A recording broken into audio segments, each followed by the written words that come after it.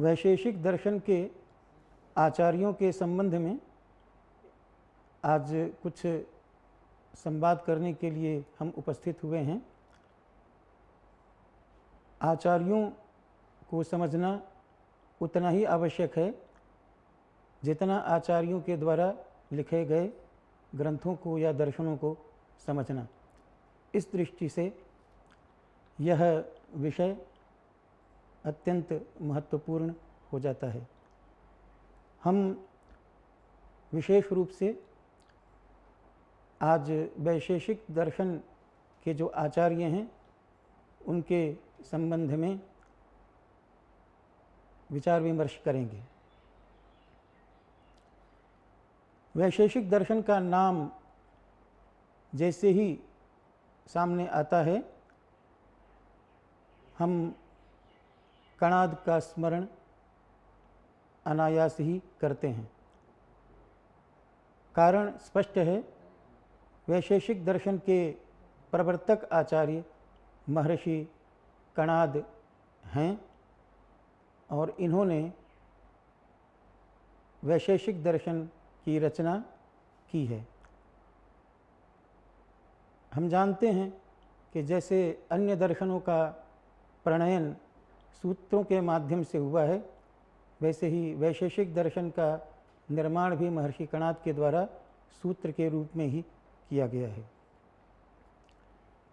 महर्षि कणाद का काल ईसा पूर्व 500 वर्ष माना जाता है और इनका प्रमुख दर्शन, इनकी प्रमुख रचना वैशेषिक दर्शन और वैशेषिक सूत्र के रूप में प्रसिद्ध है।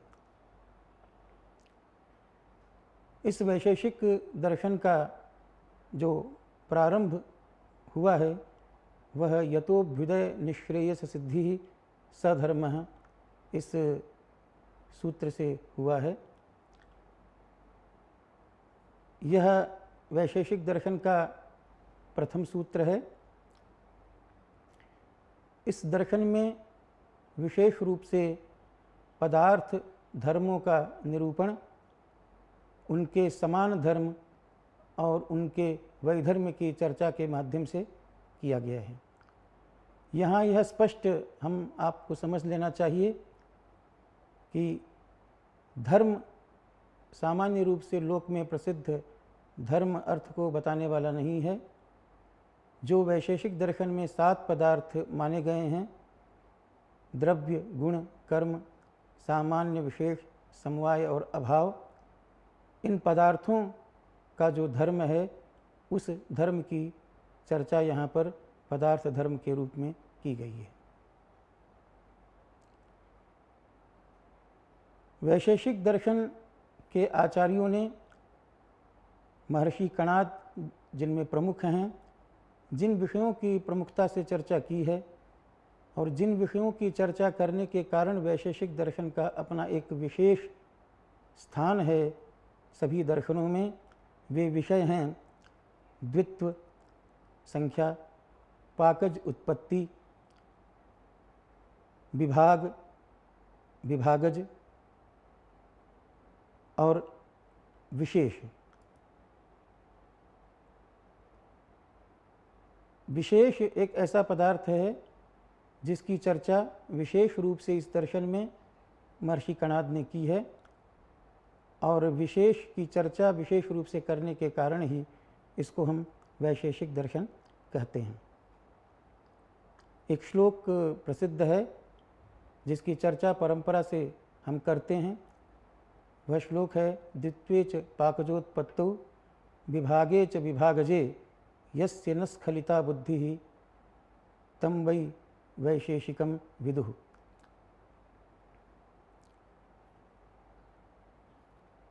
महर्षि कणाद को उलूक नाम से भी जानते हैं और यदि महर्षि कणाद का नाम उलूक है तो उलूक के द्वारा प्रवर्तित दर्शन औलूक्य दर्शन माना जाता है।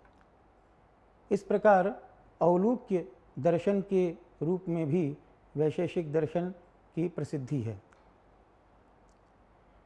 नैषधीय चरित्र में भी इस संदर्भ में चर्चा प्राप्त होती है और वहाँ ये कहा गया है कि ध्वान्तस्य वामोर्विचारकाणां वैशेषिकं चारुमतं मतं में औलूक्यमाहुः खलु दर्शनं तत् क्षमा तपस्तत्व निरूपणाय।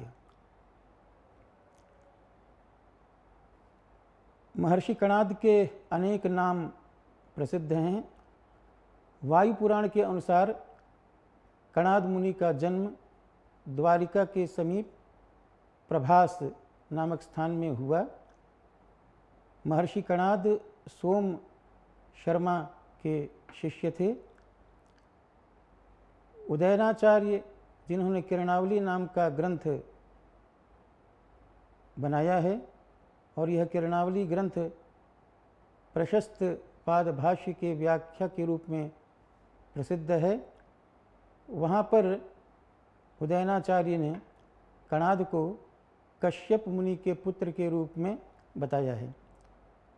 इस तरह से इनको हम कश्यप के पुत्र के रूप में भी जानते हैं। कणाद यह नाम पड़ा क्यों महर्षि कणाद का?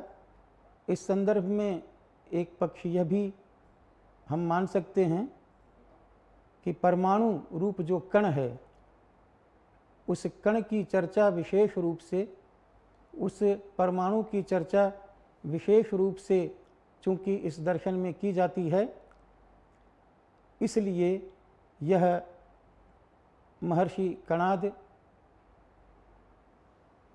नाम सार्थक है, क्योंकि कण की चर्चा या अणु की चर्चा, परमाणु की चर्चा इस दर्शन में महर्षि के द्वारा की गई है।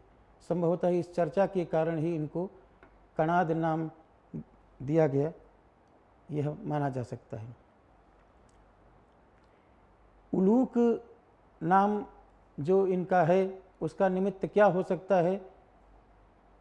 विचार विमर्श करने पर यह प्रतीत होता है कि महर्षि कणाद अपने जीवन में दिन में विविध ग्रंथों की रचना में व्यस्त रहते थे और अपनी आजीविका का निर्वाह करने के लिए वे रात्रि में प्रयत्नशील होते थे।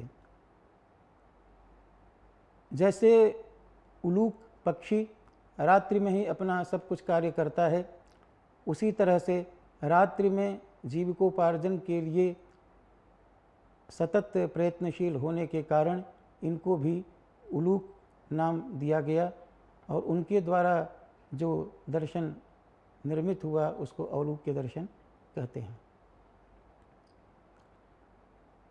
यद्यपि यह जो चर्चा है समाज में या विद्वानों में परंपरा से, वह उतनी विश्वसनीय नहीं लगती है।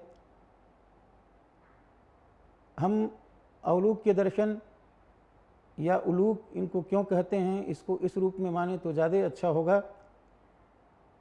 यह भी प्रसिद्धि है कि भगवान विश्वनाथ शंकर ने उलूक रूप में वैशेषिक दर्शन का उपदेश महर्षि कणाद को किया। इसलिए उलूक रूप धारण करके भगवान शंकर के द्वारा इस दर्शन का उपदेश किया गया, अतः यह दर्शन औलूक्य दर्शन कहा जाता है। कणाद दर्शन जो वैशेषिक सूत्र के रूप में हमारी परंपरा में अध्ययन अध्यापन में है, वह सभी शास्त्रों का उपकारक है, सभी शास्त्रों का आश्रय है। इसीलिए यह प्रसिद्धि है, काणादम पाणिनीयम च सर्वशास्त्रोपकारकम। कणाद नाम इसलिए भी पड़ा कि क्षेत्र में पक्षियों के अन्न ग्रहण कर लेने के बाद, कृषकों के अन्न घर ले जाने के बाद जो अन्न बचता था, उस अन्न का संग्रह करके महर्षि कणाद अपनी जीविका का निर्वाह करते थे।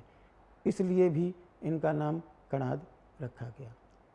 वास्तव में कणाद मुनि का यह जो दर्शन है, वह महोदय को देने वाला है। महोदय का तात्पर्य है निःश्रेयस, मोक्ष।